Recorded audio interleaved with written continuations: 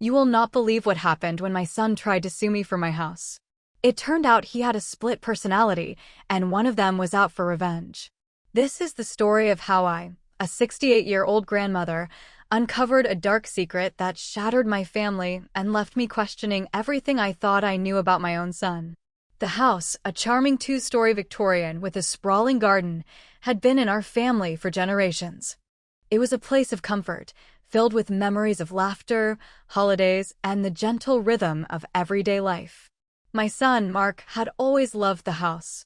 He grew up within its walls, and I always imagined he would be the one to inherit it, to continue the family legacy. But life, as it often does, had a different plan. It started subtly, a series of small, unsettling incidents. Missing items, doors left ajar when I distinctly remembered closing them, a faint whisper in the dead of night that I dismissed as the wind. I chalked it up to old age, a failing memory, or perhaps just an overactive imagination. I was a widow, living alone, and sometimes the silence of the house could play tricks on a person. Then came the letters, official-looking envelopes with legal jargon I barely understood. Mark, my own son, was suing me for the house. My heart ached with a pain far deeper than any physical ailment. How could he do this? We had always been close, or so I thought. He was my only child, and I had poured my life into raising him, supporting him, loving him unconditionally. The accusation felt like a betrayal of the deepest kind. When I confronted him, his reaction was perplexing. He seemed genuinely confused, even shocked. He denied sending any letters, denied any knowledge of a lawsuit. His eyes, usually so clear and direct, held a bewildered innocence that almost convinced me. Almost. But the letters were real, the legal documents undeniably present. Who was I to believe? My loving son or the cold, hard evidence? I hired a lawyer, a kind woman named Sarah, who listened patiently to my rambling account. She advised me to stay calm, to gather any information I could. That's when I started to observe Mark more closely. I noticed subtle shifts in his demeanor, almost imperceptible at first. Sometimes he would be his usual self, warm and affectionate, cracking jokes about my cooking. Other times, a coldness would descend, a blankness in his eyes, a curtness in his replies that was utterly uncharacteristic. It was like two different people occupied the same body. One afternoon, I found a journal tucked away in the attic, hidden beneath a loose floorboard. It wasn't Mark's handwriting, yet the entries spoke of him, of me, of our house. It detailed a meticulous plan, a scheme to acquire the property, to dismantle my life piece by piece. The language was venomous, filled with a simmering resentment that sent shivers down my spine. The author referred to Mark as the host, and to himself as Revenant. Revenant. The name echoed in my mind, a chilling whisper of something sinister. The journal revealed a dark history, a grievance I couldn't recall, a perceived injustice that had festered for decades. Revenant believed I had wronged him, had somehow stifled his existence, prevented him from truly living. The house, he claimed, was merely a symbol, a means to an end. His ultimate goal was to make me suffer, to feel the pain he had endured in silence. I didn't know what to do. How could I explain this to Sarah, to anyone? My son had a split personality, and one of them wanted to destroy me. It sounded like something out of a pulp novel, not the reality of a quiet grandmother in a suburban home. Yet, the evidence was mounting. The missing items, the whispers, the stark contrast in Mark's behavior. It all pointed to the terrifying truth. I decided to play along, to act as if I knew nothing. I continued to meet with Mark, observing him, trying to discern when Revenant was in control. It was a terrifying game of cat and mouse, living under the same roof with someone who was both my beloved son and my silent adversary. One evening, Mark came over for dinner. We sat at the old oak table, the same table where we had shared countless meals, celebrated countless birthdays. He was Mark that night, laughing, reminiscing about his childhood, asking about my day. But as we cleared the dishes, a flicker crossed his eyes. A momentary shift, like a shadow passing over the sun. "You know, Mother," he said, his voice subtly different, a colder edge to it. This house holds so many secrets, doesn't it? My blood ran cold. It was Revenant. I forced myself to remain calm, to meet his gaze without flinching. All old houses do, dear, I replied, my voice steady despite the tremor in my hands. Oh, but this one in particular, he continued, a knowing smirk playing on his lips. Secrets about you. About me. About what you truly did. I feigned confusion. I don't understand, Mark. He leaned closer, his eyes burning with an unsettling intensity. Don't you? Or do you simply choose not to remember? Some things, Mother, can never truly be forgotten, no matter how much you wish them away. The conversation was a twisted dance, a subtle power struggle. I tried to pry, to understand the root of Revenant's grievance, but he was cagey, revealing just enough to keep me on edge, but never enough to give away his full hand. I consulted a psychiatrist, a discreet, experienced professional who specialized in dissociative identity disorder. I didn't tell her about Revenant directly, not at first. I spoke in hypotheticals, about a friend's son, about strange behavior and memory gaps.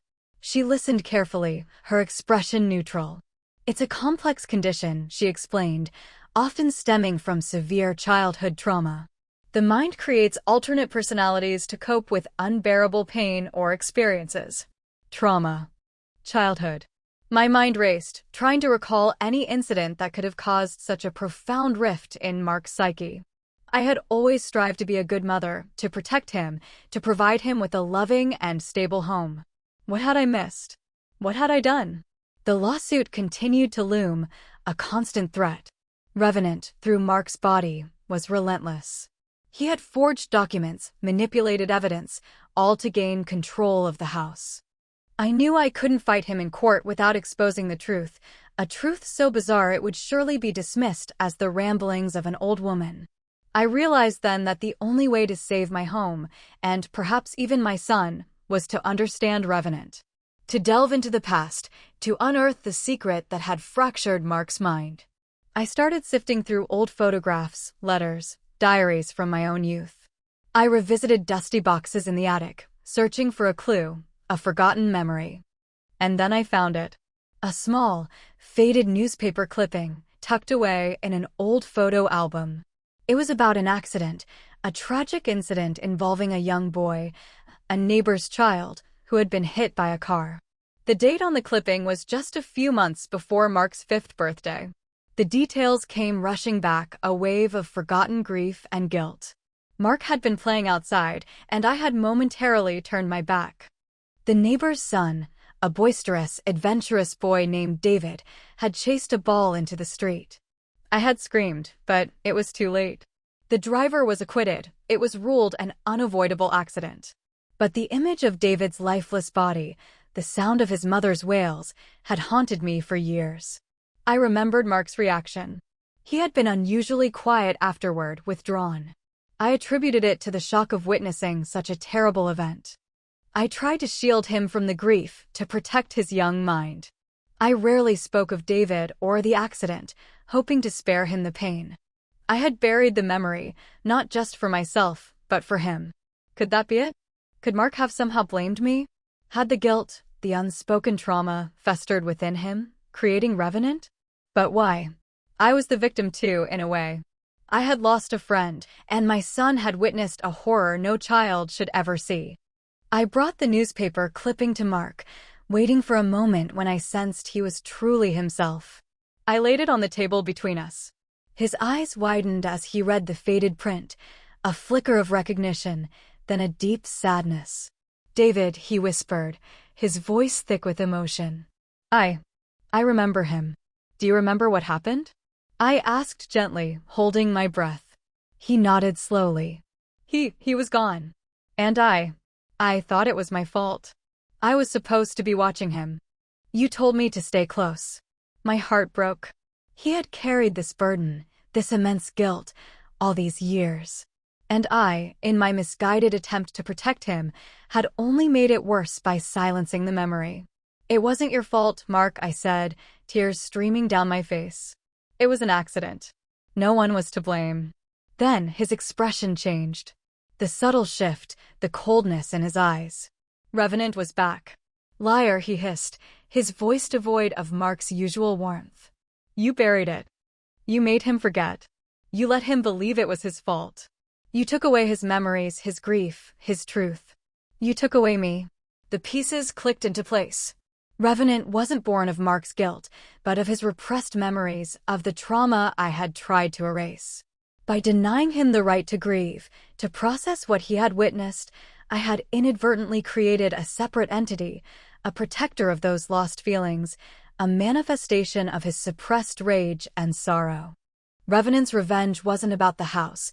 It was about reclaiming his identity, his history, the part of him that I had unwittingly tried to bury. I was trying to protect you, Mark, I pleaded, looking directly into Revenant's cold gaze. I thought I was doing what was best. Best for whom? He sneered. Best for your perfect little world? Best for your conscience. I understood then. Revenant wasn't evil. He was hurt. He was the embodiment of Mark's unprocessed pain. And he was suing me not for the house, but for the right to exist, for the recognition of his trauma. The ending of this story is not a neatly tied bow, but a fragile thread, delicately balanced. I withdrew my opposition to the lawsuit.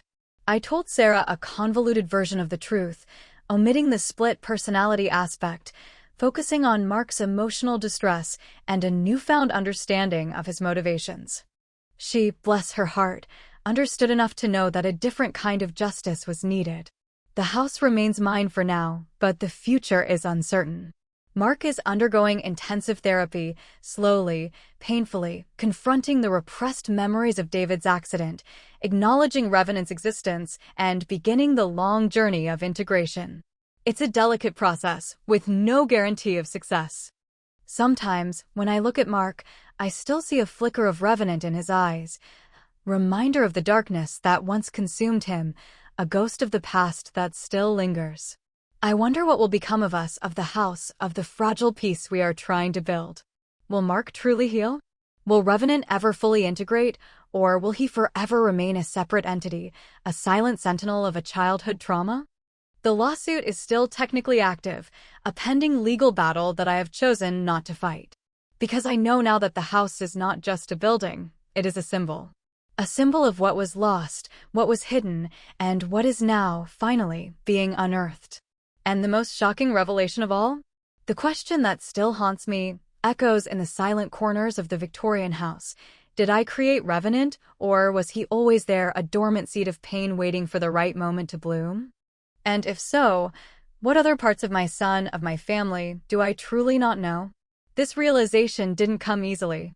After my initial encounter with Revenant, where he revealed his core grievance, I felt a deep sense of despair. How could I have been so blind? So ignorant of my son's suffering? The guilt was a heavy cloak, suffocating me. I replayed every interaction, every childhood memory, searching for clues I had missed, for moments where Mark might have silently screamed for help. I decided to delve deeper into the journal, the one I had found in the attic. It became my window into Revenant's world, a chilling narrative of a consciousness struggling to emerge, to assert its existence. The entries grew more frequent around Mark's adolescence, detailing a growing resentment toward my attempts to guide him, to shape him into what I perceived as a successful young man. Revenant saw it as control, as an erasure of his own nascent desires. He documented how he would sometimes take over, acting out in ways that Mark later couldn't explain. The rebellious phase I had attributed to teenage angst now seemed like a desperate cry for recognition from a fractured psyche. There was one entry that particularly chilled me. It described how Revenant would sometimes whisper suggestions to Mark, subtle nudges towards actions that would deliberately inconvenience or upset me. The missing keys incident, the broken antique vase that I'd blamed on myself for clumsiness, they were all orchestrated by Revenant, a silent, psychological warfare. He wasn't just a protector of trauma. He was a manipulator, a strategist, hell-bent on making his presence felt. My relationship with Sarah, my lawyer, grew more complex. I couldn't bring myself to tell her the full, fantastical truth. Instead, I framed it as a profound psychological break, a severe emotional reaction from Mark stemming from a buried childhood trauma. I explained that I was now more concerned with his mental well-being than with winning a legal battle over a house. Sarah, being a compassionate and astute woman, sensed there was more to it, but respected my desire to keep certain details private. She helped me navigate the legal complexities, suggesting avenues for mediation and settlement that prioritized Mark's health over property rights. The therapist, Dr. Albright, became another crucial figure. I slowly, cautiously, began to reveal more to her. Not in one dramatic confession, but in fragments, disguised as questions about theoretical cases, about the manifestations of extreme trauma. She was patient, non-judgmental, guiding me towards understanding rather than pushing me for answers. When I finally alluded to the concept of a distinct, other personality, she didn't bat an eye. She had seen it before, albeit rarely. Dissociation is a powerful defense mechanism, she explained. When a child experiences something overwhelmingly traumatic and feels they cannot cope, or that their environment is unsafe to express their distress, their mind can literally splinter. A part of them carries the burden, while the main personality attempts to function as normally as possible. Her words offered a strange sense of relief, even amidst the pain. It wasn't my fault, not entirely. Mark's mind had done what it needed to do to survive. But the weight of responsibility for creating the environment that necessitated such a defense still pressed down on me. I began attending Mark's therapy sessions with Dr. Albright, at first as a concerned mother, then slowly, carefully, as an active participant. It was during these sessions that I witnessed the raw, unfiltered struggle between Mark and Revenant. Mark would recount snippets of his childhood, happy memories, only for a subtle shift to occur, a hardening of his features, a darkening of his gaze. "You don't know what you're talking about, host," Revenant would sometimes interject, his voice raspy, laced with contempt. "She only showed you what she wanted you to see. The perfect little life. The perfect little mother." It was agonizing to sit there, listening to Revenant accuse me, knowing that he spoke from a place of deep, legitimate pain. I learned to apologize, not for intentionally hurting him, but for my ignorance, for my well-meaning but ultimately damaging attempts to protect Mark. I apologized for silencing his grief, for denying him his truth. One particularly difficult session, Revenant revealed a detail I had completely forgotten. The day after David's accident, I had found Mark huddled in his bed, clutching a small toy car, his face streaked with tears. I had tried to comfort him, telling him that David was in a better place and that he shouldn't worry. What I didn't know is that David had given Mark that toy car just hours before the accident. To Mark, my words had sounded like a dismissal of his friend, a trivialization of his grief, and an instruction to suppress his emotions. It was in that moment, according to Revenant's furious testimony, that he truly began to form, a silent witness to what he perceived as my coldness, my inability to acknowledge Mark's profound loss. The revenge, then, was not just about the house. It was about forcing me to acknowledge what I had done, to finally see the pain I had inadvertently caused. The lawsuit was a desperate, twisted attempt to shatter my comfortable existence, to make me feel the chaos and instability he had felt for so long. The legal proceedings became a secondary concern. We entered into a structured mediation, with Dr. Albright's guidance. Instead of fighting over the house, we negotiated terms for Mark's care, for the therapeutic resources he would need. I agreed to establish a trust for him, funded by the house's equity, ensuring his long-term stability and access to treatment. The house itself would remain in my name, but with clear provisions for Mark's future inheritance, dependent on his progress and well-being. It wasn't a victory for either of us in the traditional sense, but a cautious truce.